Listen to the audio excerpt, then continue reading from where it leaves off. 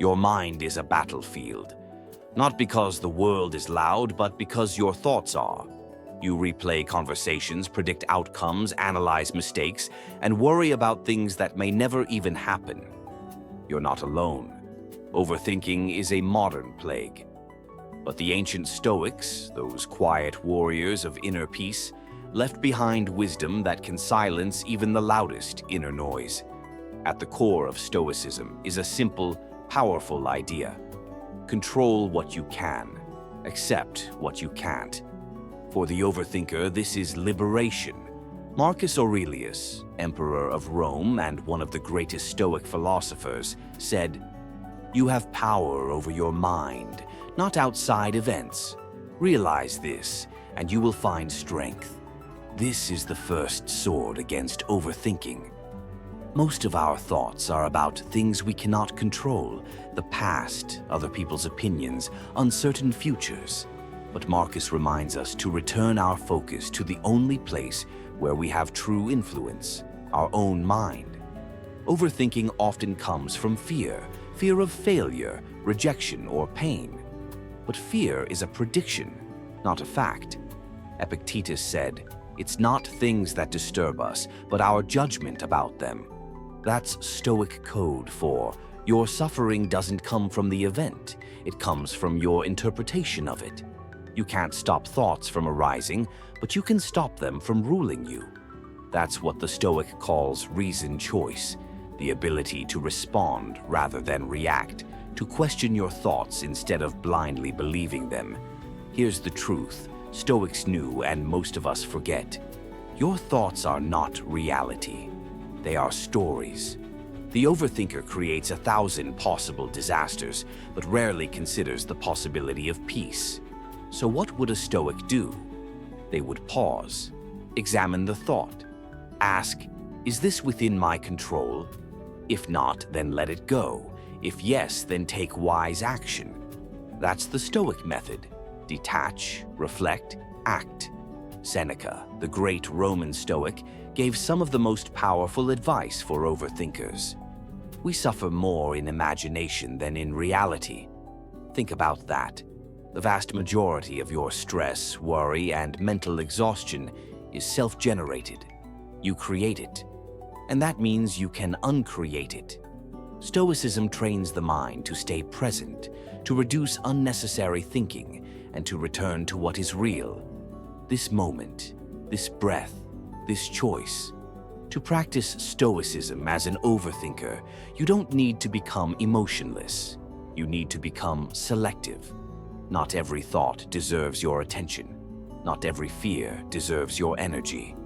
The Stoic disciplines, perception, action, and will, give you a clear path. Perception is how you see the world.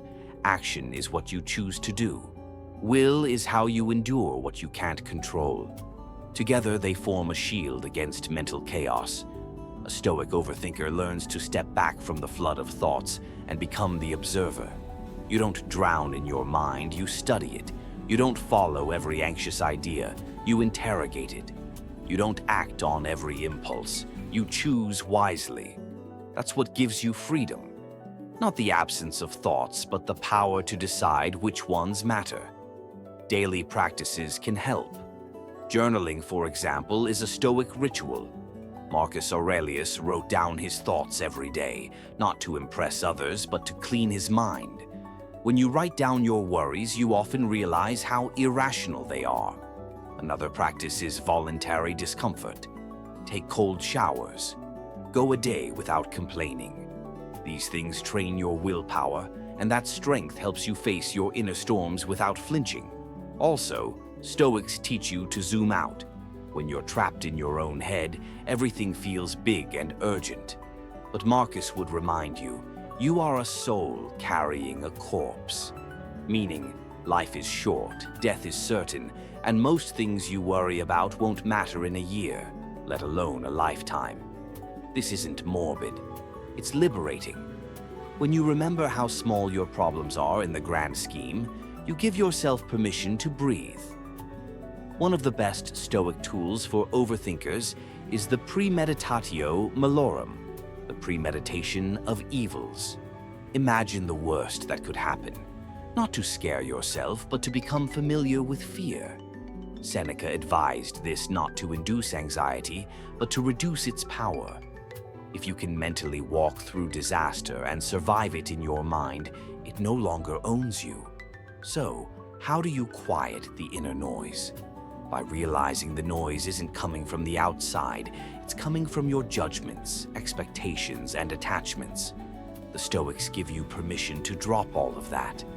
Let go of perfection. Let go of needing answers for everything. Let go of needing to know the future. Return to what is simple, to what is now. You can't think your way into peace, but you can practice your way into it.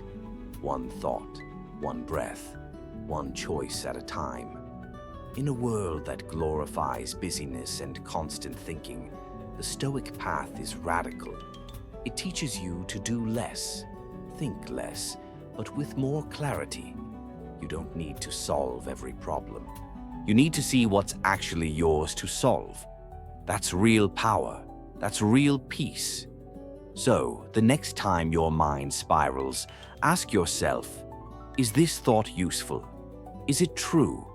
Is it mine to control? If not, let it pass like a cloud in the sky. You are not your thoughts. You are the one who watches them. Choose which ones to listen to. If this gave you peace, share it with someone who needs silence. Like, comment, and subscribe for more timeless wisdom. Your mind deserves peace. Let Stoicism show you the way.